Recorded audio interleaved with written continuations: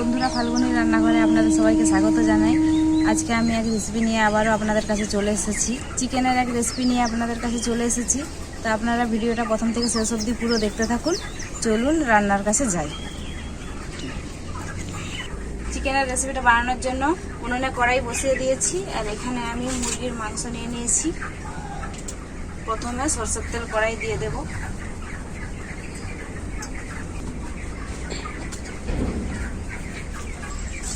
তেল খুব ভালোভাবে গরম হয়ে গেছে। পেঁয়াজ,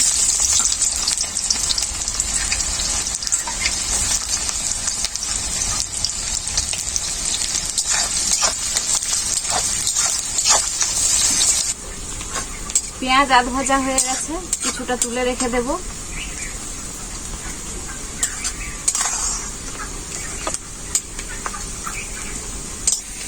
পেঁয়াজ কিছুটা তুলে রেখে দিয়েছি, আর বাকিটা ভেজে নেব ভালো করে। পেঁয়াজ খুব ভালোভাবে ভাজা হয়ে গেছে। রসুন বাটা,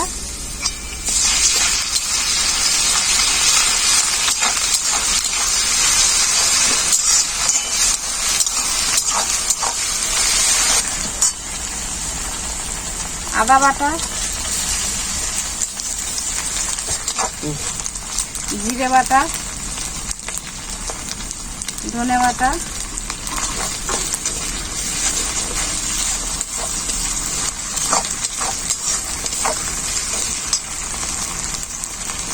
লঙ্কা বাটা,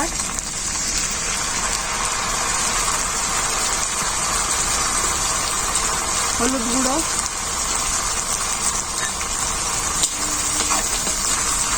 ভালো করে মশলাটা কষিয়ে নেব। মশলা খুব ভালোভাবে কষানো হয়ে গেছে, মশলার গা থেকে তেল ছেড়ে গেছে। এরপর ধুয়ে রাখা চিকেনটা দিয়ে দেব।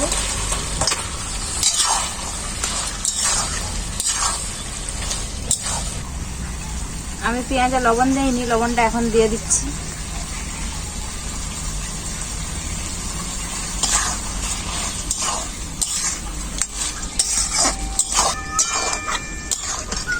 গোটা রসুন একটা দিয়ে দেব।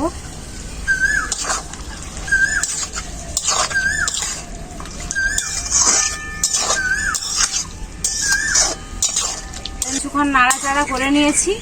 এবার ভেজে যে পেঁয়াজটা রেখেছিলাম আধ ভাজা করে, পেঁয়াজটা দিয়ে দেব।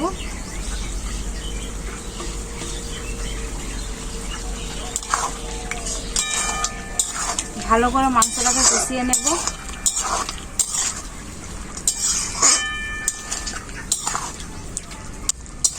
চিকেনটা থেকে কত জল বেরোচ্ছে দেখুন।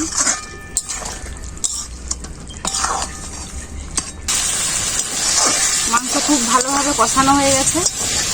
এই যে মাংস কড়াইয়ে গায়ে লেগে লেগে যাচ্ছে মশলা, তেলও ছেড়ে গেছে খুব ভালো করে। এরপর জল দিয়ে দেব।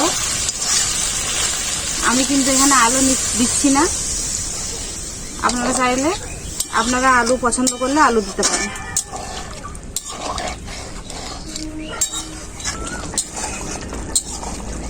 ঝোল খুব ভালোভাবে ফুটে গেছে, আর মাংসও সেদ্ধ হয়ে গেছে খুব ভালোভাবে। ধনে পাতা,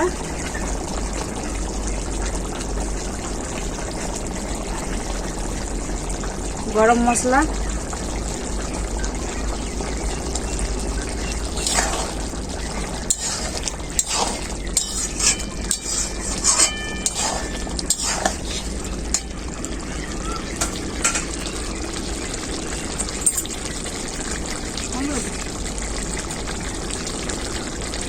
মাংস রেডি, নামিয়ে নেব।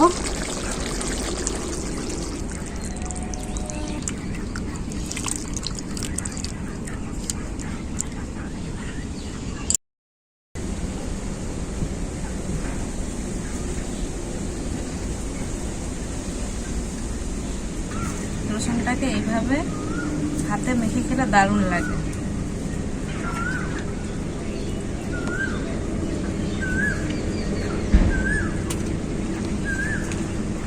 আপনারা এভাবে একবার রসুনকে ভাতে মাখিয়ে খেয়ে দেখবেন,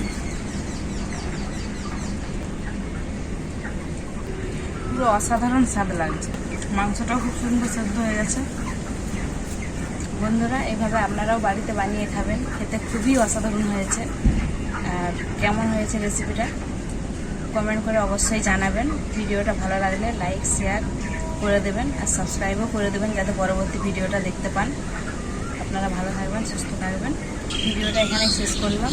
পরবর্তী ভিডিওতে আবার অন্য কোনো রেসিপি নিয়ে আপনাদের সাথে দেখা হবে।